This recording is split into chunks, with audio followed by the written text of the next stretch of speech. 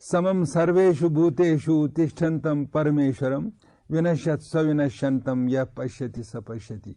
So the real way of realization of the reality, truth, takes place to that person who believes and perceives that this whole universe, along with Prakriti and Purusha, takes place by the free will of Lord Shiva. And that Purusha, that individual never dies. Though he leaves his body, but he never dies. He is always alive. That is the real way of understanding. By that understanding, he becomes Jivan Mukta.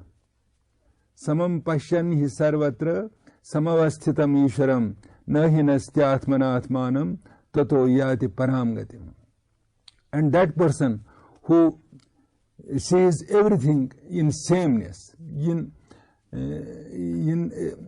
equal state, pain and pleasure, happiness and absence of happiness, everything he experiences in the same attitude. There is no difference between pain and pleasure for that person who is realized. Pain is adjusted to body. Pleasure is adjusted to body and senses. And pain and pleasures, all these things are not adjusted to Atman, soul. Soul is absolutely above from this cycle. So in that way, nahi nastya atman atmanam, he does not destroy his soul. He maintains his soul. Tato yati paramgadam. So he is sentenced to final liberation. He becomes Jivan Mukta.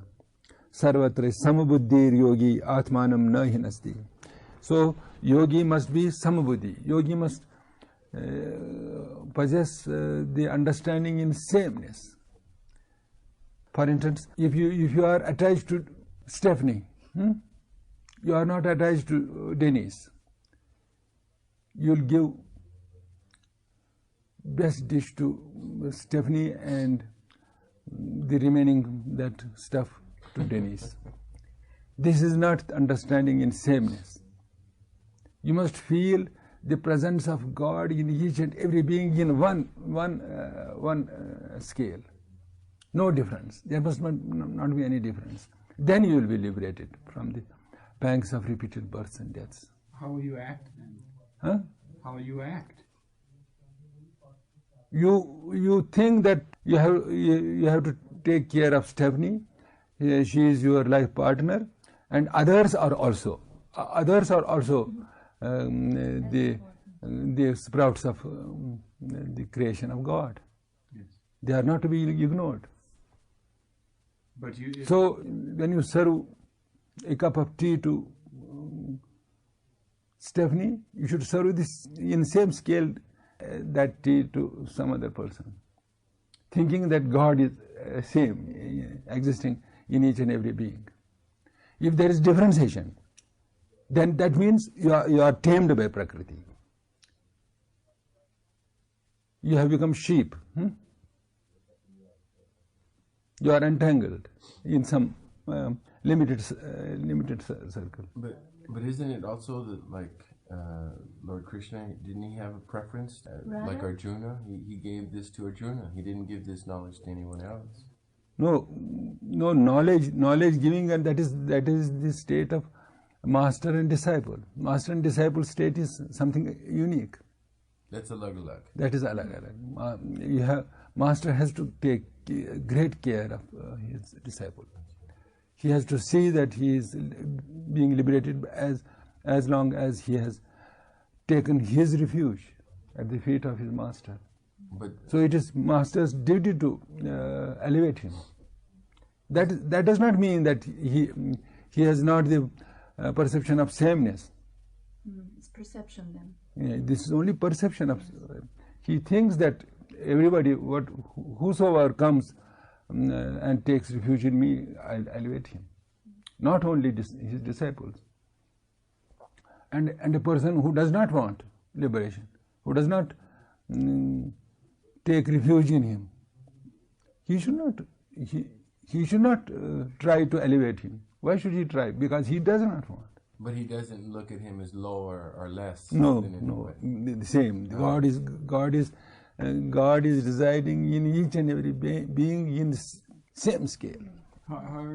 Won't the time ever come that he'll serve a cup of tea to some person and then need be that he beat some other person? Beating also will take place. With equality. With equality. Yes, in God, he is rough God. I will beat him, so he comes to his proper senses. Right. So That's to elevate him. Yes, that is to elevate. It's not his actions that are No, limited, no, it's he his does not. He perception. does not beat him with hatred. He beats him to elevate him, to make him mold to the right point. But also that person, how does he distinguish something that's particularly beautiful to him? Everything would appear beautiful. No, everything is beautiful for him. Then how does he choose the color of something to make cloth to wear it? It is it is nature. It is nature that he chooses. But fully elevated soul, for fully elevated soul, this is the same. No distinction. No distinction. There's Then no certain how does a particular how does he choose a particular color to make his suit? That's his prakriti. That is his prakriti in the background. And this is As long as he is in this body, he has some touch of prakriti, some dependence towards prakriti. This is taste. Taste also is Like dependent. taste for color, Taste for anything, beautiful thing. but this is the traces of that dependence which he had with prakriti.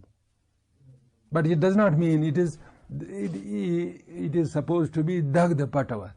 Although there is distinction, it is dagda patavat. For instance, this cloth will burn this cloth and won't touch it, but the lines will remain like this, although it is burned. The lines and the traces of those pattern. huh? Yes, this pattern. Yes, it will remain as long as you don't destroy it, touch it and smash it.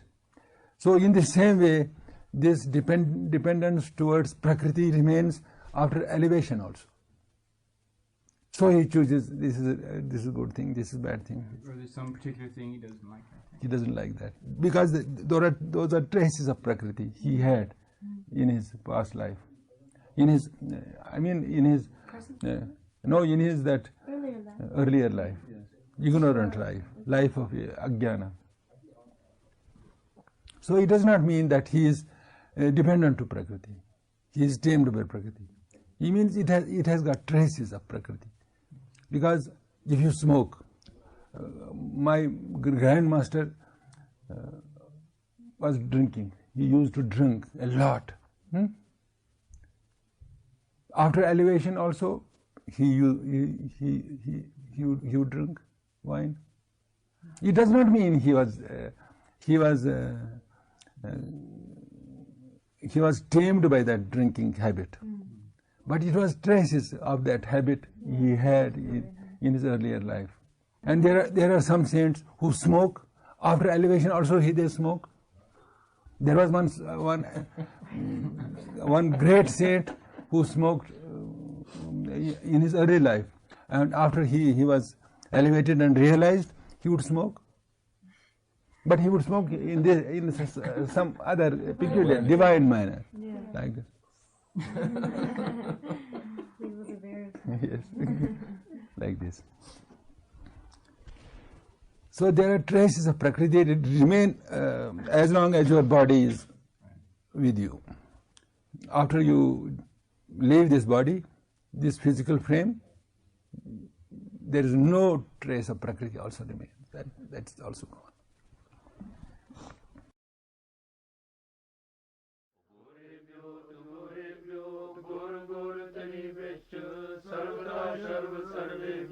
नमस्ते रुद्र रूपेभ्य घोरेभ्यो तु घोरेभ्यो घोर घोर तरे बिच सर्वदा सर्व सर्वेभ्यो नमस्ते रुद्र रूपेभ्य घोरेभ्यो